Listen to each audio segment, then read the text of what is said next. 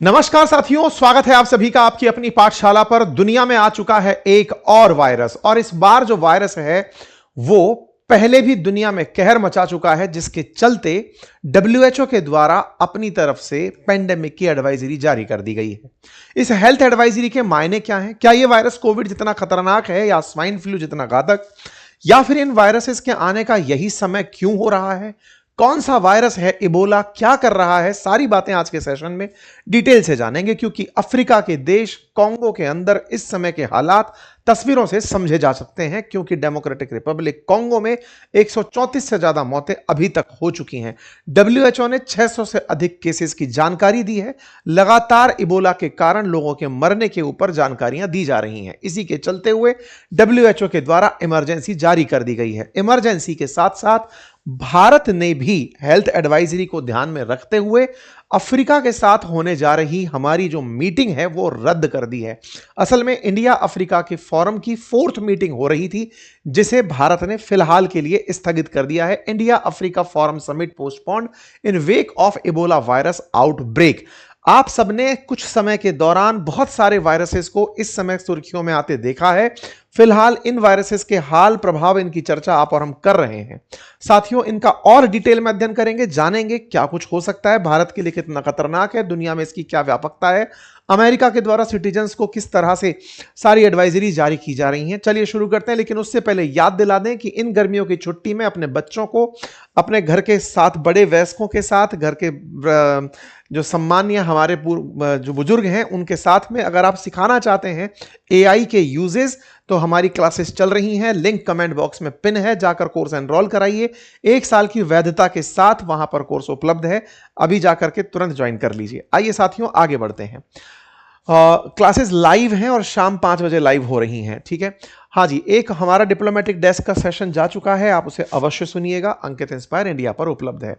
Ebola virus फैलने की बात पर थोड़ा सा आपको हम जानकारी देते चलें कि भारत और अफ्रीका संघ की बैठक 28 से 31 मई के मध्य में नई दिल्ली में होने वाली थी।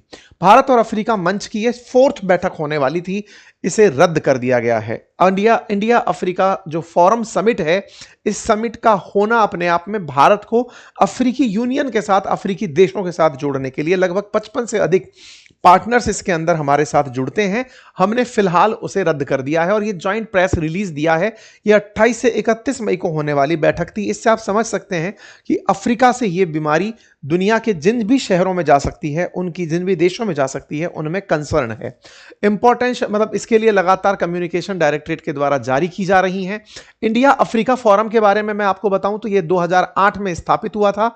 भारत और अफ्रीका के बीच में किस तरह से people to people relation build किए जाएं, इस उद्देश्य से किया गया था। अभी तक 3 बार यह समिट हुई है। पहली समिट ये न्यू दिल्ली में हुई थी, सेकंड समिट अदीस अबाबा में हुई थी और तीसरी नई दिल्ली के अंदर हुई थी 2015 में।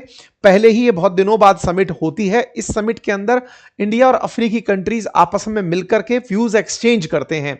ये पहली बैठक नई दिल्ली में, सेकंड अदीस अबाबा इथोपिया में और थर्ड नई दिल्ली में हुई थी। इसमें 55 अफ्रीकी यूनियन मेंबर देश हमारे साथ मुलाकात के लिए उपस्थित होते हैं, जिससे भारत अपने इकोनॉमिक कॉपरेशन को बढ़ाता है। बायलैटरल ट्रेड्स, इन्वेस्टमेंट्स, इन सब की बातचीत अफ्रीका के साथ करता है। इस बात से आप इस बात का महत्व समझ सकते हैं कि अफ्रीका भारत के साथ, चूंकि भारत ग्लोबल साउथ का नेतृत्व करता है, तो ऐसे में अफ्रीका और भारत के बीच का ये जो कनेक्ट है, भारत के लिए इकोनॉमिक रूप से बहुत महत्वपूर्ण होता है, क्योंकि अफ्रीका में भारत का जो एक्सपोर्ट है वो लगातार बढ़ रहा है। भारत के निवेश यहां पर बहुत बढ़ रहे हैं।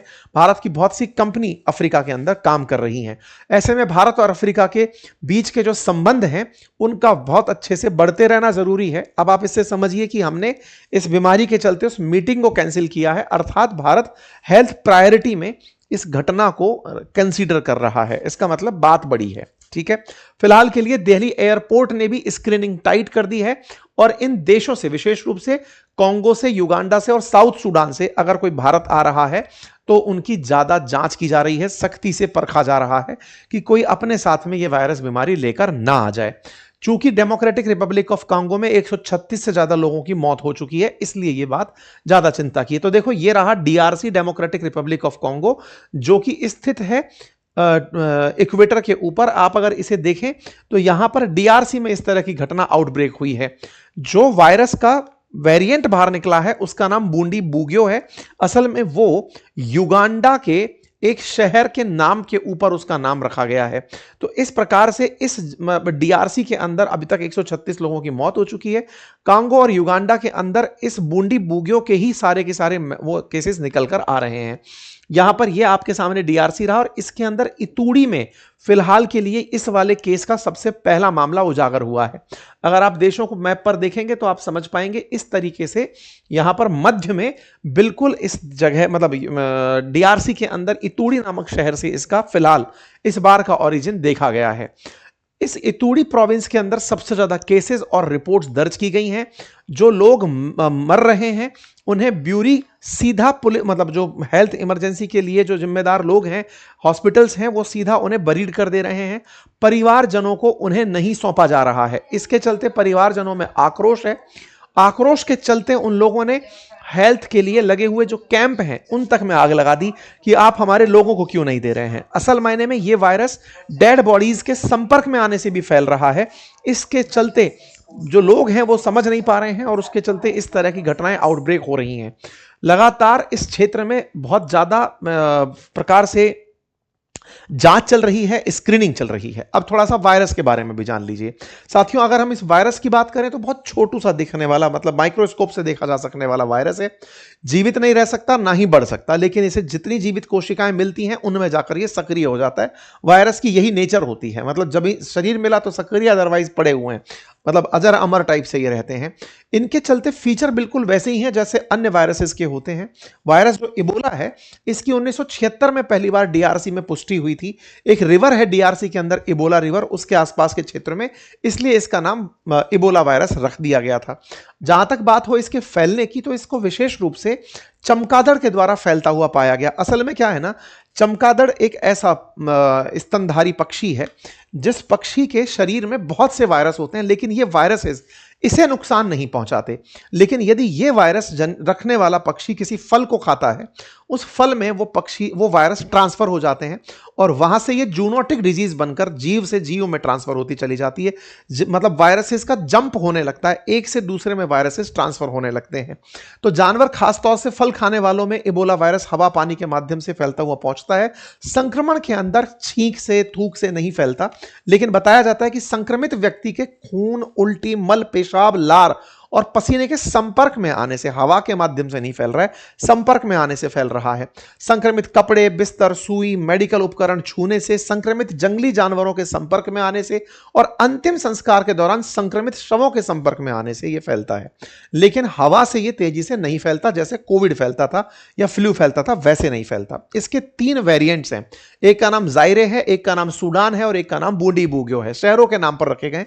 अब हालांकि WHO ने ये परिभाषा बदल दी है, मतलब WHO ने नियम बदल दिया है कि अब कोई भी नया वायरस निकल कर आएगा तो शहरों के ऊपर नाम नहीं दिया जाएगा। चूंकि 1976 से ये चला आ रहा है तो इसका नाम उन्हीं शहरों के ऊपर रखा गया है। इसका जो जायरे वेरिएंट है, जो कि जायरे रिवर और शहर के ऊपर आधारित है, उस स्ट्रेन की घातकता यह है कि जिनको ये बीमारी हो गई उनमें से 60 से 90% तक लोग मर जाते हैं। इसलिए सबसे खतरनाक स्ट्रेन इसका जायरे है। उसका जो तीसरा जो है वो है बूंदी बुगियो। बूंदी बुगियो वायरस का जो फर्टिलिटी है वो 35 से 60% के बीच में है, यानी कि 100 लोगों को हुआ तो 35 से कम से कम 35 और अधिकतम 60 लोग मौत को प्राप्त होते हैं। इस कारण से इस वायरस से मरने की यानी फैटेलिटी की, हालांकि आप में से कुछ लोग कहेंगे अनट्रीटेड रहने पर रेबीज का 100% फैटेलिटी है, तो अगर दुनिया में खतरनाक की बात की जाए तो रेबीज एक अपने आप में खतरनाक बीमारी के रूप में कंसीडर होता है, वायरस के रूप में कंसीडर होता है। ऐसे में बूंदी बुगियो जो है वो वर्तमान वेरिएंट है और इसकी अभी तक कोई वैक्सीन नहीं है। बीमारी बहुत ज्यादा पुरानी है, मतलब देखा जाए तो बूंदी बुगियो 2007-8 में युगांडा के अंदर पहली बार देखा गया था। जायरे के लिए वैक्सीन भी उपलब्ध है, लेकिन बूंदी बुगियो के लिए अभी भी वैक्सीन उपलब्ध नहीं है। इसके लिए किया क्या जाता है, जो संक्रमित व्यक्ति है उसको आइसोलेट रखा जाता है और आइसोलेशन ही इसके अंदर एक समाधान के रूप में देखा जाता है। लक्षण क्या आते हैं? लक्षण वही तेज बुखार, सिर दर्द, मांसपेशियों में, जोड़ों में दर्द, थकान महसूस होना, ये सारे के सारे लक्षण शुरुआत से 8 से 10 दिन के अंदर दिखाई देने लगते हैं और कुछ दिनों में स्थिति गंभीर होने लगती है।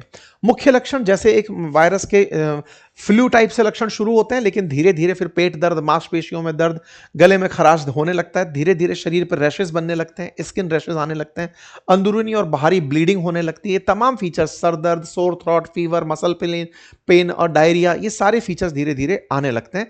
तस्वीरें आपको शायद परेशान कर सकती हैं, इसलिए मैं हटा रहा हूं।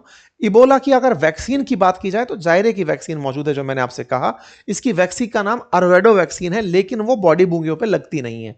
ऐसे ही दूसरी जाबडेना वैक्सीन है, लेकिन जो वर्तमान में वायरस का जो स्ट्रेन आया है उसके ऊपर वो वैक्सीन काम नहीं कर रही है।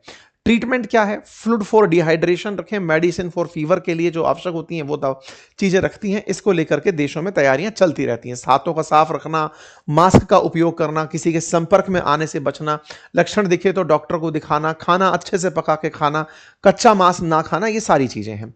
क्या इस वायरस का कोई घातक रूप आया? जी हां, 2014-16 के बीच में लगभग 11,000 लोग इबोला वायरस का निशाना बने थे और दुनिया भर के देशों के अंदर उस समय भी यह वायरस फैला था। इस वजह से WHO ने इस बार इबोला का केस आते ही अपनी तरफ से इमरजेंसी घोषित कर दी और कहा कि पब्लिक हेल्थ इमरजेंसी है, इंटरनल कंसर्न का मामला है। इस बार इन्होंने ज्यादा देर नहीं लगाई। हालांकि अमेरिका अभी भी कह रहा है कि अब भी देर कर दी, क्योंकि अमेरिका को WHO के साथ खुन्नस है कोविड के टाइम से, क्योंकि कोरोना में अगर WHO बहुत पहले सक्रिय हो जाता तो दुनिया में इतना नुकसान ना होता। इसलिए अमेरिका WHO से निकलना ही बेहतर समझता है। ऐसे में WHO की बात तो यह है कि दुनिया को इन्होंने सूचित कर दिया कि क्या कर सकते हैं। दुनिया भर के लोग भी अपने अपने स्तर पर तैयारी कर रहे हैं, क्योंकि WHO बोल चुका है कि भाई लोगों को इधर से उधर मत होने दो। अमेरिका की तरफ से बयान यही है कि WHO फिर से लेट हो गया है, हम तो बस ये तय करेंगे कि यह अमेरिका तक चलकर ना आए, और अपनी तरफ से 50 इबोला ट्रीटमेंट क्लिनिक हम डेमोक्रेटिक रिपब्लिक ऑफ कांगो को बनाने के लिए दे रहे हैं।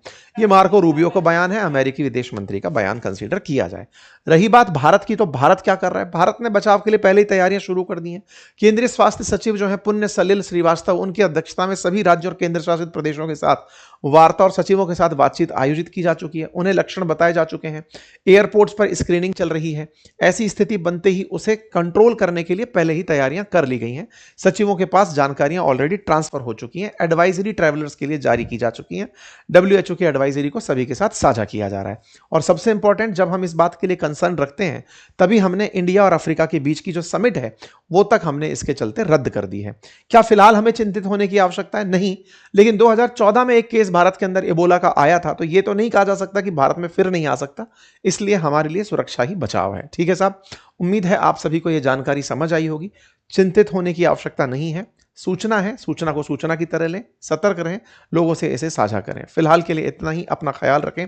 बाकी भीड़भाड़ वाले स्थान पर जाने से बचें, पेड़ों की कटाई से बचें, ऐसी किसी भी स्थिति से बचें जो इंसान को पेड़ों के साथ कन्फ्लिक्ट में, जानवरों के साथ कन्फ्लिक्ट में इस तरह से लेकर आए कि बीमारियां आप तक घर चलकर आ जाएं। उनसे अपनी सुरक्षा सुनिश्चित करें।